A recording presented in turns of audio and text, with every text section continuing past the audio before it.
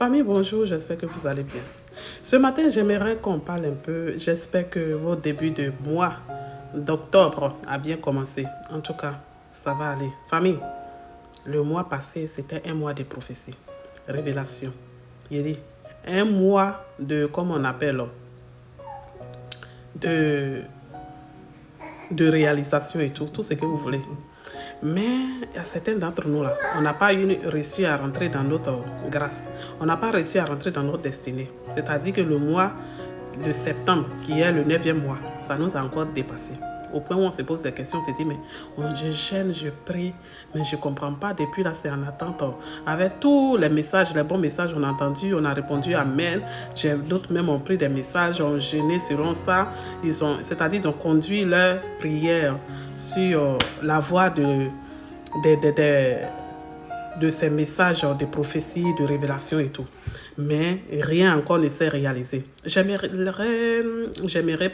interpeller certains d'entre vous qui sont encore en attente. Oui. Parce que, en fait, allons un peu, on va laisser ça. Allons un peu dans Genèse 37. La parole de Dieu dit que Joseph a eu un songe. Lorsque Joseph a eu son songe, quand il s'est réveillé là, il n'a ni expliqué à son voisin, ni à ses amis, ni à ses camarades de classe, ni à un oncle, ni à un cousin, en tout cas, ni à une personne de quelconque. Il les a expliqués à son père et à ses frères. Mais à cause du songe que Joseph a expliqué à son frère et ses pères, à ses frères et son père, ils ont commencé à le détester. Quelque chose qui n'est même pas encore réel, visuel. C'est quelque chose que spirituellement, il a vu, Dieu l'a montré là. Ils ont commencé à le détester. Au point où ses frères l'ont vendu. Il s'est retrouvé chez Potiphar. De là jusqu'en prison. Vous voyez souvent, la séparation n'a pas été facile non plus pour Joseph. C'est-à-dire, il a saigné dans son cœur. Il a eu mal.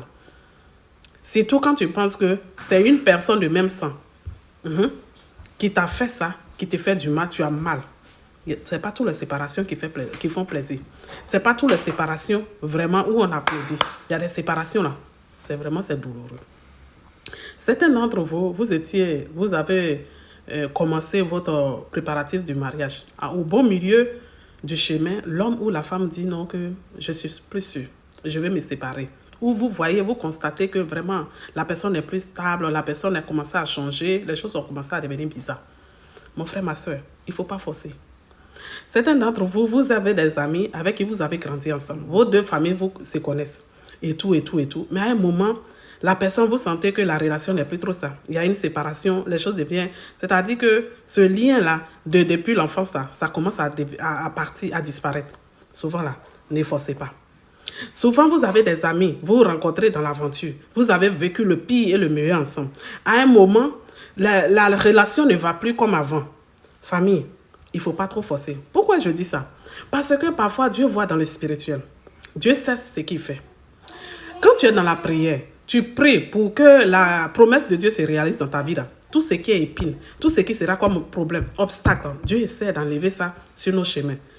Attention, je ne suis pas en train de dire que la séparation sera définitive.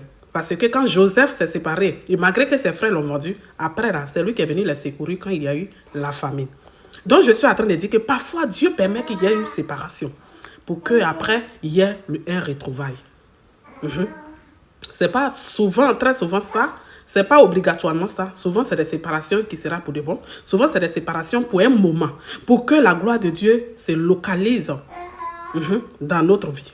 Donc, souvent, là, acceptons la séparation. Parfois, nous voyons la personne se sépare, mais on est derrière. Non, je vais la passer. C'est là. Ou bien, celui-là, c'est qu'il a fait pour moi. Ou c'est là. C'est pas forcément un mal. Si vous voyez que vous n'avez rien fait de mal, si vous voyez que vous êtes c'est-à-dire vous priez, vous intercédez, vous êtes toujours dans la prière et que vous voyez souvent ces choses arriver, ne voyez pas ça forcément comme le diable. Ne voyons pas ça forcément comme vraiment quelque chose de tellement terrible en fait. Parce que ça fait mal. Parce qu'on a les percements. Parce qu'on s'est dit qu'on aime cette personne. Forcément, ça va faire mal. Comme Joseph aussi, il a eu mal. Oui. Mais il a pris son mal en patience. Il a avalé tout ça. Il s'est pris sur lui-même. Il a vécu tout ce qu'il fallait vivre pour qu'un jour, tout ça soit que du passé. Donc, souvent, là, acceptons. Parce que quand tu n'acceptes pas, ça fait que... C'est-à-dire que les promesses de Dieu sont là et puis ils attendent.